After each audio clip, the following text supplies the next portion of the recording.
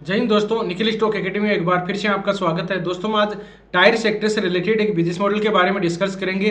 जो tyre sector में large cap company है, लीडिंग कंपनी है। बिजनेस मॉडल का नाम है एमआरएफ, जो लगभग टॉप के पास में ट्रेड कर रहा है। इसमें थोड़ी बहुत गिरावट आई है, तो कितनी गिरावट आ सकती है, इंपॉर्टेंट लेवल के बारे में डिस्कस करेंगे। इसके बिजनेस मॉडल फंडामेंटल भी, क्वार्टरली रिजल्ट देखें तो क्वार्टरली रिजल्ट में भी थोड़ा डिक्लाइन आया है। तो इसके इंपॉर्टेंट लेवल के बारे में डिस्कस करेंगे कि कहाँ पर इसमें अपने को बाइंग अपॉर्चुनिटी करनी चाहिए, अगर किसी को करनी है। प्रॉफिट बुकिंग जो पहले से इन्वेस्ट है उनको क्या करना चाहिए, डिटेल से स्टेप बाय स्टेप अपन इसके बिजनेस मॉडल, फंडामेंटल और टेक्निकल चार्ट के थ्रू समझने की कोशिश करते हैं। तो चलते हैं दोस्तों टेक्निकल चार्ट पे। ये एमआरएफ का weekly time frame, monthly time frame का चार्ट है दोस्तों। मंथली टाइम फ्रेम क्योंकि चार्ट बहुत बड़ा है तो इसलिए मंथली टाइम फ्रेम किया है। देखिए इसमें मार्केट में लिस्टेड हुआ था 99 में, 1999 में मार्केट में लिस्टेड हुआ। उसके बाद में एक थोड़ा बहुत इसमें एक कंसोलिडेट था, कह सकते हैं कि 7 तक 8 साल तक एक कंसोलिडेट था। ब्रेकआउट फेल हुआ और फिर एक रेंज में धीरे धीरे धीरे अब ट्रेंड का। अब देखिए धीरे धीरे कहने का मतलब क्या है, धीरे धीरे है कि कोई भी स्टॉक अगर आपको ब्रेकआउट के समय धीरे धीरे इस तरह से कंसोलिडेट करे ना, कंसोलिडेट का मतलब इस तरह से अगर जाता है ऊपर की तरफ 45 डिग्री का एंगल बनाता है। अब देखो मैं बार बार कई वीडियो में बोलता हूँ 45 डिग्री का एंगल बनाता है तब ब्रेकआउट के बाद में, अगर ब्रेकआउट के बाद में 45 डिग्री का एंगल बनाता है तो आप समझ जाना कि इसमें एक अच्छा मूवमेंट, अच्छी रैली आ सकती है। 2-4 साल तक अपन इसमें इन्वेस्ट रह सकते हैं। अब क्यों है रीजन, अब रीजन इसलिए है कि देखिए अपन फिजिक्स में पढ़ते हैं कि कोई भी वस्तु दूर तक फेंकी जाती है तो कौन से एंगल के हिसाब से वो ऊपर की तरफ जाएगी। वो दोस्तों 45 डिग्री के एंगल के हिसाब से अपन फेंकते हैं तो वो अच्छा मूवमेंट आएगा, अच्छी रैली आएगी और वो मतलब अच्छा 45 डिग्री के एंगल के हिसाब से फेंकेंगे तो वो दूर तक जाएगी। कॉन्सेप्ट यहाँ सेम है, अगर 45 डिग्री के एंगल से हो जाए तो दूर तक जाती है, मतलब प्राइस एक्शन को धीरे धीरे धीरे धीरे ऊपर की तरफ जाए।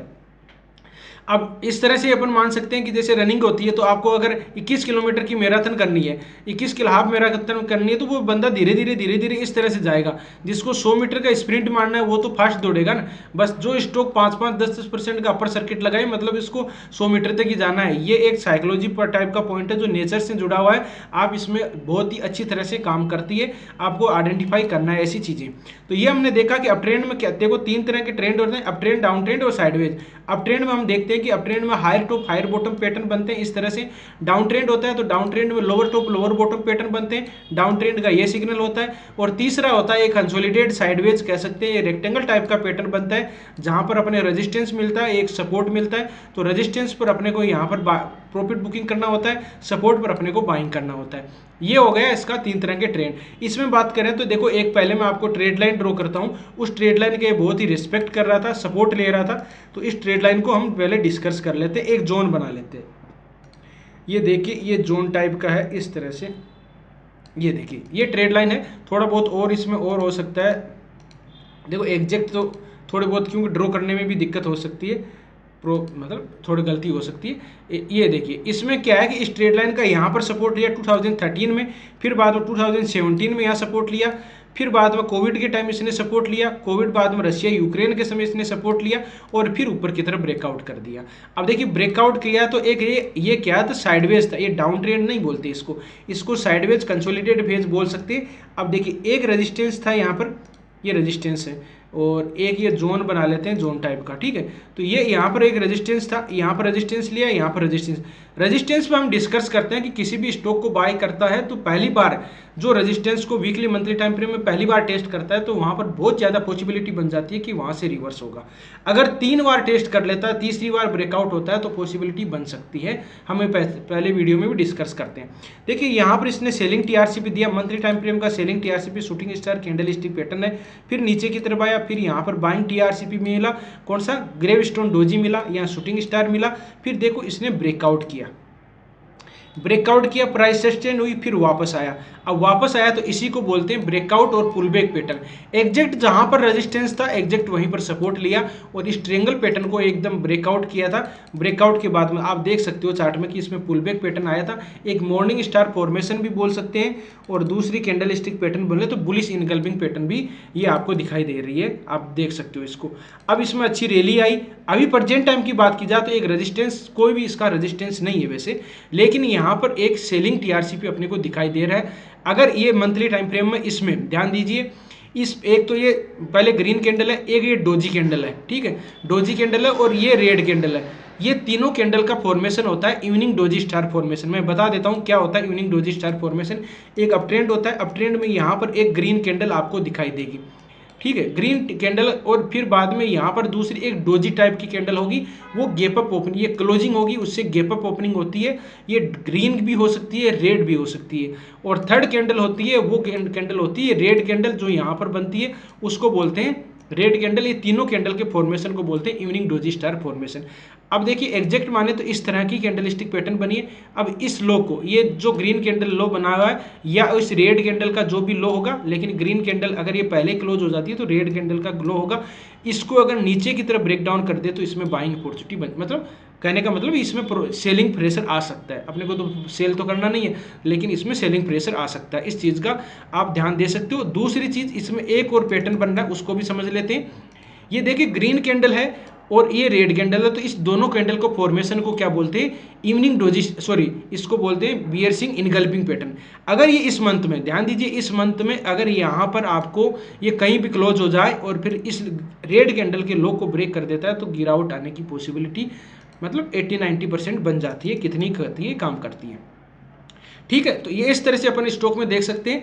अब अगर इसमें प्रॉफिट बुकिंग देखो, लगभग कितने का बाइंग बनी थी, 62, मतलब लगभग ये मान के चलो 1,50,000 गया है, तो डबल तो हो चुका। अब हमारा स्टॉक इतना नहीं कि 4-5 लाख चला जाए, ऐसा तो है नहीं, 5 गुना 10 गुना तो होता नहीं है, इतना लार्ज कैप कंपनियां होती है, 5 गुना 10 गुना बहुत ही कम होती है, उसमें इतना ही है कि डबल हो सकती है, डबल से ज़्यादा 3 गुना हो सकती है, ये डबल से ज़्यादा भी हो चुका है। देखो मैं आपको बता भी देता हूँ, यहाँ से देखिए कितना परसेंट, लगभग आप देख सकते हो कि 136, लगभग 130% के लगभग इसमें आपको रिटर्न मिल चुका है, डबल से ज़्यादा 1.5 गुना हो गया इस देसी भाषा में बोले तो, है ना। तो इस तरह से अब अगर बाइंग पहली बार कोई किसी को बाइंग करनी है तो ये लेवल इंपॉर्टेंट हो जाता है। ये एक पहले यहाँ रेजिस्टेंस रुका था, मतलब 1,20,000 तक तो इसको आना ही आना चाहिए, ठीक है। 1,20,000 के लगभग है, 1,20,000 से, हाँ इस लेवल तक तो 20,000 नहीं है, 1,14,000 है, 1,14,000 के लगभग है, तो 1,14,15,000 के लगभग आता है, तो कोई बाइंग अपॉर्चुनिटी बनेगी, वो भी वहाँ पर देखा जाएगा कि क्या कंडीशन बनती है। लेकिन अभी हम इस वीडियो में डिस्कस करेंगे केवल कि इसमें प्रॉफिट बुकिंग आ सकती है थोड़े आने वाले समय में। अब मैं गलत भी हो सकता हूँ, ठीक है, इस चीज़ का भी आप ध्यान रखना। अब देखिए मैं बैक टेस्ट एक बार अपन इसका फंडामेंटल देख लेते हैं, फिर वापस चार्ट पर आ जाते हैं। RSI में डाइवर्जन भी दिखाई दे रहे हैं, उस वजह से मैंने आपको, और लगभग 2 गुना हो गया। जैसे CDSL का, CDSL में हमने डिस्कस किया था एक बार कि इसमें गिरावट आ सकती है, 2200-2300 के लगभग ये ट्रेड कर रहा था, 2,000 के लगभग ट्रेड किया था, हमने वीडियो बनाया था। अभी 1600-1700 के लगभग ट्रेड कर रहा है शायद, तो उसमें गिरावट प्रॉफिट, क्योंकि इतना देखो साइकोलॉजी पॉइंट जिस तरह से होता है कि एक बार अच्छा मूवमेंट आ गया तो बहुत पॉसिबिलिटी बन जाती है कि प्राइस को एडजस्ट करने के लिए कंसोलिडेट होना पड़ता है।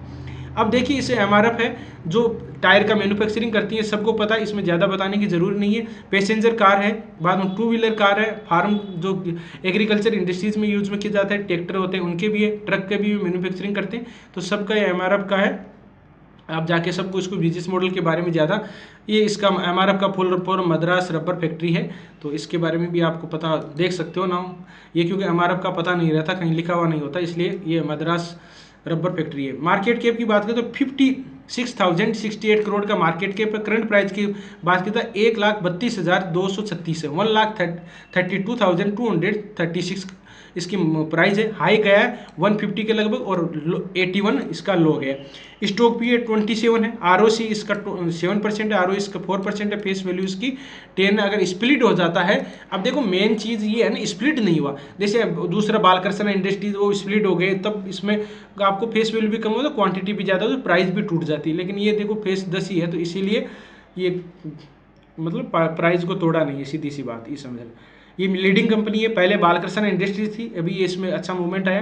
तो जो प्राइस जैसे मार्केट कैप क्या होता है, मार्केट कैप किस तरह से अपन देख सकते हैं, मार्केट कैप का मतलब होता है कि जो प्राइस चल रही है और वो कितने स्टॉक इसमें मार्केट में लिस्टेड है उसको मल्टीप्लाई कर देते हैं तो मार्केट कैप आ जाता है। अब इसमें देखिए क्वार्टरली रिजल्ट में 2-3 पॉइंट हम देखेंगे कि इसमें गिरावट क्यों आ सकती है।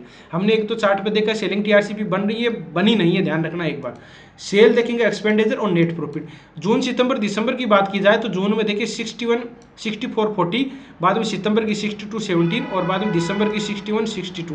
तो इस तरह से इसमें सेल में डिक्लाइन हुआ है, देखिए सेल में डिक्लाइन हुआ है। पहले की बात की जाए जून का 64 था, बाद में सितंबर 62 हुआ, अभी 61 हो गया। एक्सपेंडिचर की बात की जाए तो 53, बाद में 50, बाद में 51, इसमें एक्सपेंडिचर भी बढ़ गया तो नेट प्रॉफिट तो डिक्लाइन होना ही है। अदर इनकम का सोर्स 71 से 70 है, ये थोड़ा 7 करोड़ का बढ़ा है। अब अपन बात कर लेते हैं नेट प्रॉफिट। नेट प्रॉफिट की बात की जाए तो 569 है, बाद में 587 है, 569 था ये, 589, बाद में 587 और 510 है। तो बाहर मतलब आप देख सकते हो कि डिक्लाइन हो रहा है इसका नेट प्रॉफिट। पहले वाले में कोई ज़्यादा नहीं था, लेकिन इसमें अच्छा खासा मतलब कि थोड़ा बहुत डिक्लाइन आया है। और वो प्राइस में भी आप थोड़ा बहुत देख सकते हो, 20,000 के लगभग इसमें पॉइंट टूटे हैं। अब इसके बैलेंस शीट देख लेते हैं। इक्विटी कैपिटल 4 करोड़ का है और इसमें देखिए रिजर्व इसके पास में 15,827 है। फिर बाद में 35 इसका बोरोइंग है। अब बात कर लेते हैं शेयर होल्डिंग पैटर्न। प्रमोटर के पास में होल्डिंग देखिए 27% है, एफआईज की होल्डिंग 19% है, डीआईज की होल्डिंग 11% है, पब्लिक की होल्डिंग इसमें 41% है। मैंने तो सोचा नहीं था 41% होगी। लोग देखो इसमें ज़्यादातर स्टॉक है ना, जैसे लेते हैं या तो उनके पास में कैपिटल बड़ा होना चाहिए, वो भी इन्वेस्ट करते हैं। अपन जैसे नॉर्मल इंसान होते हैं वो 1 लाख का एक शेयर लेगा तो दूसरे में क्या इन्वेस्ट करेगा। अगर 20,000 ही पॉइंट गिर गया तो अपन तो बाद में गड़बड़ हो जाएगा ना सौदा। तो वो जो बड़े लोग होते हैं वो ज़्यादा इन्वेस्ट करते हैं, मतलब वो उनको सेफ चाहिए उनको, और कैपिटल बड़ा होना चाहिए। कैपिटल बड़ा होता है तभी करते हैं। 37,000 लोगों ने इसमें इन्वेस्ट कर रखा है। वापस आ जाते हैं टेक्निकल चार्ट में। देखो बाइंग की बात की जाए तो नॉर्मल इंसान से मेरे हिसाब से नहीं करना भी नहीं चाहिए इतना, क्योंकि अगर दूसरी स्टॉक में करते हैं इसमें डबल भी तो हो गया तो भी एक कैपिटल बहुत लंबा होगा। और अगर पोर्टफोलियो बनाना हो तो 1 लाख का तो स्टार्टिंग में बनाते तो 1 लाख का तो पोर्टफोलियो बनता है। तो उस तरह से आप धीरे धीरे मतलब ऐसा जरूरी नहीं भाई 1 लाख का पोर्टफोलियो बनता है, आप 10,000 इस हिसाब से भी इन्वेस्ट कर सकते हैं। छोटी छोटी क्वांटिटी में बढ़ा सकते हो, धीरे धीरे बाद में ऐड कर सकते हैं उसमें। तो ये इसके इंपॉर्टेंट लेवल है। अब देखिए एक बार में आरएसआई देख लेते हैं, इसको डिलीट कर देते हैं। आरएसआई में डाइवर्जन दिखाई दे रहे थे, मैं आपको वो देख लेता हूँ। लेकिन देखिए आरएसआई कोई ये सारे लेगिंग इंडिकेटर होते हैं, इसमें ज़रूरी नहीं होता कि आरएसआई में डाइवर्जन दिखाई दे तो फिर बाद में 100% नीचे आएगा, ऐसा कुछ नहीं है। लेकिन थोड़ा बहुत है ना, ऐसा पता चल जाता है कि कुछ तरह से। अब देखिए प्राइस का मूवमेंट है, प्राइस का मूवमेंट ऊपर की तरफ जा रहा था और आरएसआई में डाइवर्जन दिखाई दे रहे थे। एग्जैक्ट क्लियर आपको डाइवर्जन दिखाई दे रहे और नीचे की तरफ आगे। लेकिन आप देखोगे कि डाइवर्जन तो यहीं से भी दिखाई दे गए थे, लेकिन इसने एक बार टॉप लगाया नहीं। लेकिन आप इसमें एक चीज़ और बता, मंथली वीकली टाइम फ्रेम में देखते हैं तो एग्जैक्ट डाइवर्जन इसमें दिखाई दे रहे हैं। देखो यहाँ से लेके और ये यहाँ से गिरा तो ये डाइवर्जन एग्जैक्ट नेगेटिव डाइवर्जन है और इसके बाद में गिरावट भी आई है। और कितनी आ सकती है हमने वो डिस्कस कर लिया कि कौन से इंपॉर्टेंट लेवल है जहाँ से ये रिवर्स एक बार इस लेवल तक आ सकता है। 1,10,000 से लेके 20,000 तक आना चाहिए, तभी कोई बाइंग अपॉर्चुनिटी बनेगी।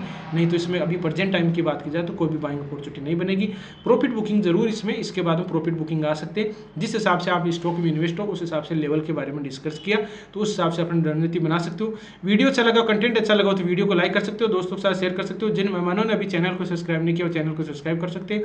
आप किसी भी स्टॉक के बारे में एनालिसिस चाहते हो तो कमेंट में जरूर बताएं, उसके बारे में बिजनेस मॉडल के बारे में डिस्कस करेंगे, बिजनेस मॉडल को समझने की कोशिश करेंगे। वीडियो देखने के लिए बहुत बहुत धन्यवाद। मिलते हैं नेक्स्ट वीडियो में, तब तक के लिए दोस्तों जय हिंद जय भारत।